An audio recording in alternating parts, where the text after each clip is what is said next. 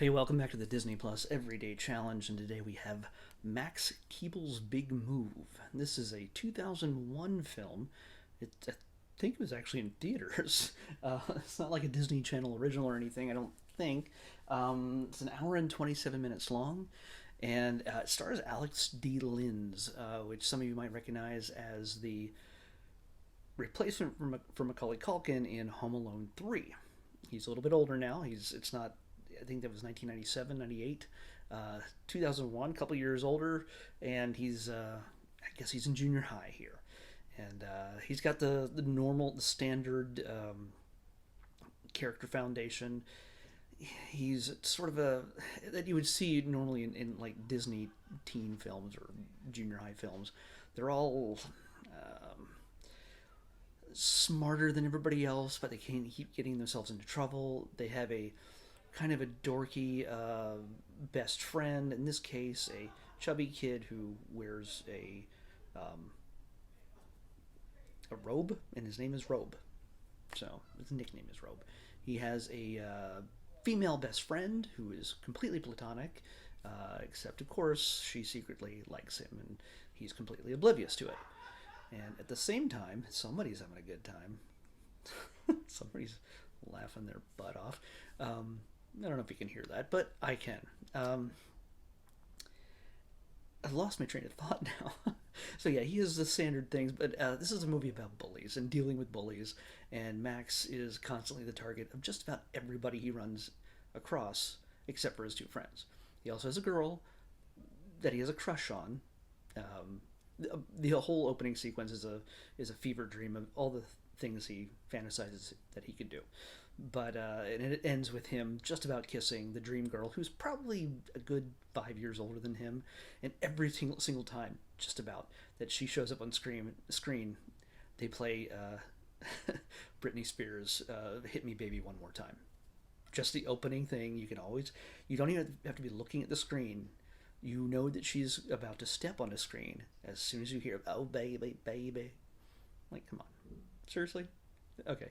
I realize, I mean, beyond that, pretty much every song sounds like it's it's Smash Mouth or Blink 182 or like bands that look are trying to sound like them. It could be those bands. I don't know if their deep catalog, so who knows? Maybe all those songs were, and I didn't bother checking. Anyway, this is the story of Max, and he is under the impression, uh, like he's a target of everybody. Actual bullies, old friends, kids who steal money from him, but they're much more. They're like one kid. He's like a genius youth investor that lost all of his money and now wants it all back, and so he steals from other kids. It's a complicated backstory for a bad guy, one of many.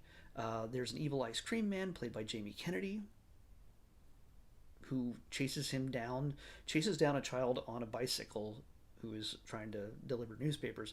He chases him down and terrorizes him at every chance he gets. Every chance he gets. There are teachers that are mean. There's a principal played by Larry Miller. Larry Miller always makes for a good time because he plays just the meanest, most awful, creepiest bad guy, and he's all in. So, and when there's like the comeuppance for him being a jerk, it's whether it's being covered in food fight goo with pudding and I don't know, whatever crap that they throw at him, he takes it full in the face. It's just he's a good sport. So anytime you see him as in the film, he's usually an authoritarian bad guy who's abused his power and is so egotistical he has no idea that he's on a completely other emotional level than every other person in the film.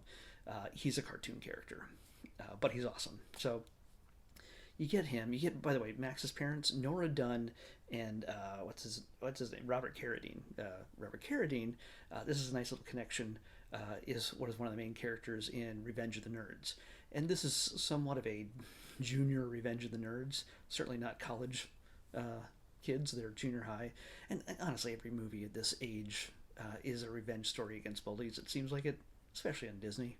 I don't know. It just seems like it to me. That's some nice pedigree. Nora Dunn from Saturday Night Live, Robert Carradine from Revenge of the Nerds, plus many other things. But yeah, they're all over the place. I bet Josh Peck plays Robe. He thinned down a lot. Yeah, gosh, I'm trying to think of who else there. Amy Hill plays Mrs. Rangoon, which just seems they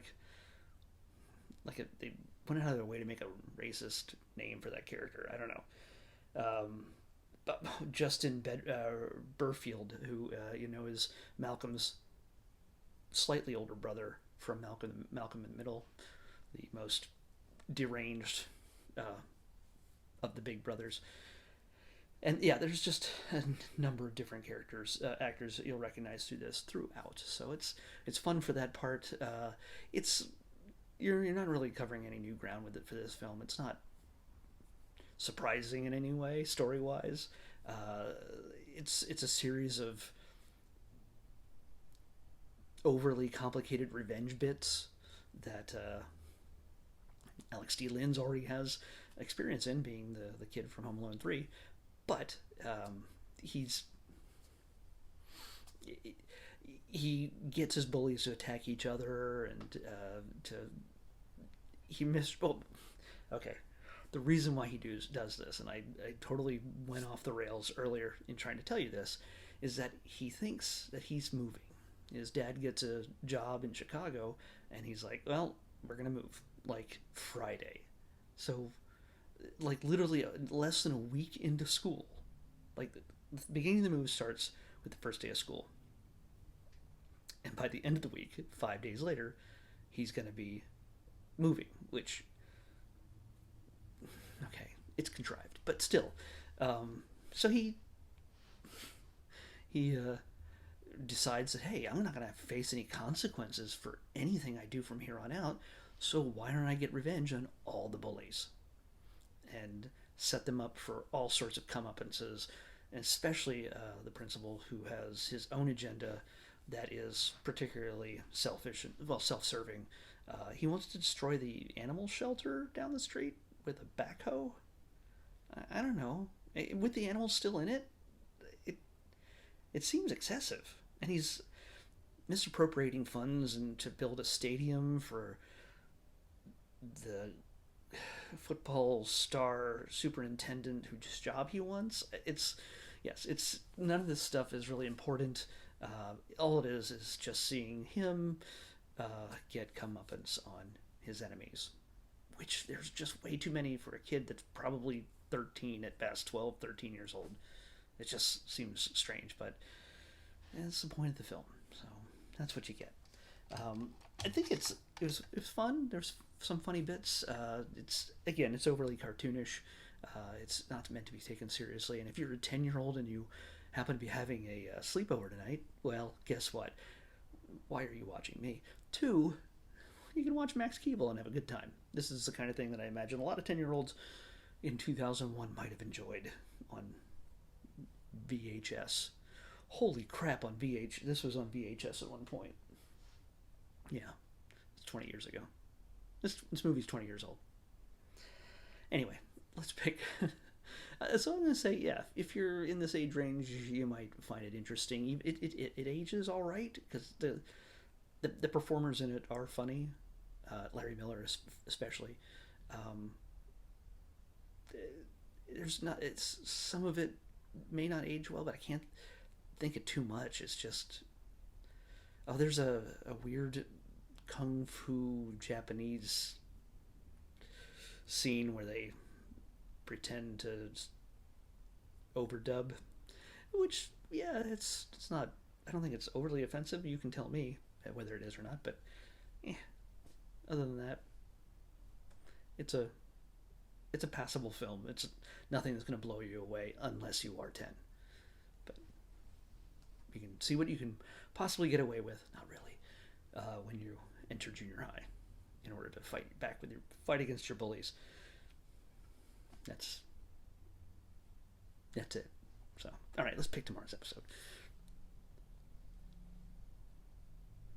Come on. 617. 617. Let's see. We've been doing 300 a lot and 600, and so it's good to get. Come on. Come on, load. It's taking its time. Well, let's reload it again. 617.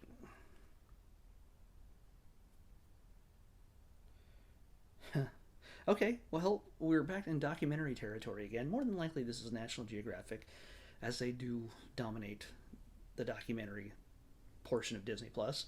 I'm not really sure what this is, if it's a series or if it's a single one-off thing, but we'll find out soon enough tomorrow because we're watching The Vanishing Prairie.